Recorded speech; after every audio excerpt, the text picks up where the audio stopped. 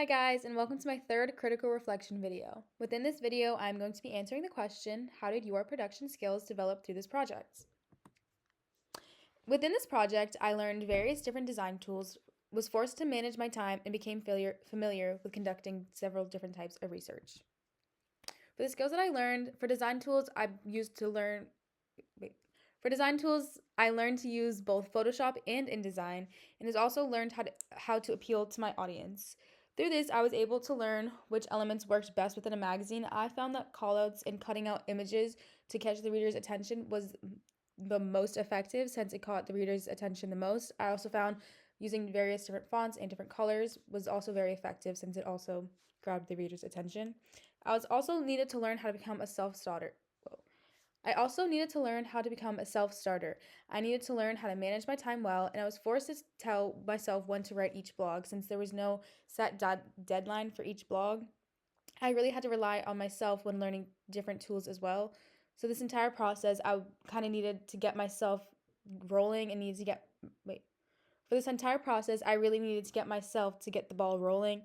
I needed to tell myself to sit down and actually start doing things instead of procrastinating everything, which I ran into a few issues there because it is pretty hard to tell yourself when to do things, especially when they seem like they're so far in advance. You think you have all the time in the world, when in reality, you don't. So I was really forced to make myself sit down and actually write each of these blogs. And I think I did a pretty good job since I was able to finish over 25 different blogs.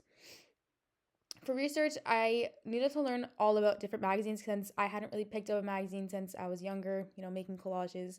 And even when I did, I didn't really know much about them. And it was really important that I understood what each element was and why they included it.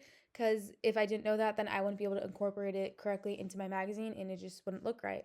So when I was researching, I needed to learn about every single element from the cover page, the table of contents, the spreads, and why they use these images instead of these ones, and how you conduct a photo shoot and what images are effective. So it was all brand new to me, and I was basically starting on ground zero and didn't really know what to look for at first. But I read a lot of different blogs from previous years, and I also grabbed inspiration from several other baking magazines. I really liked the baking magazine.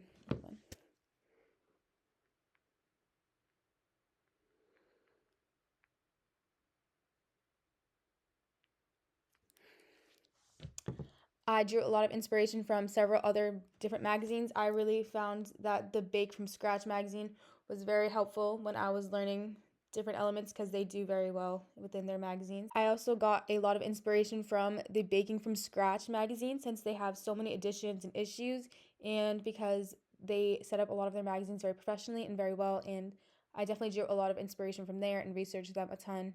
I also needed to learn how to appeal to my audience, and I did this by researching. All of these skills that I learned can kind of go hand in hand with each of these. I need to self-start in order to research, in order to learn about all these different design tools. These kind of all go hand in hand with each other.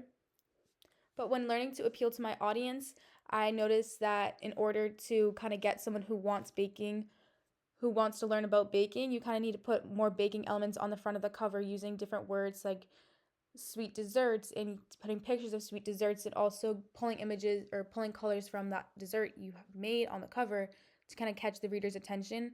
I thought that was pretty effective because that's also something I saw within a ton of different magazines. Anyways, thank you so much for watching my third critical reflection video, and I'll be sure Anyways, thank you so much for watching my third critical reflection video, and I'll see you guys in the last one.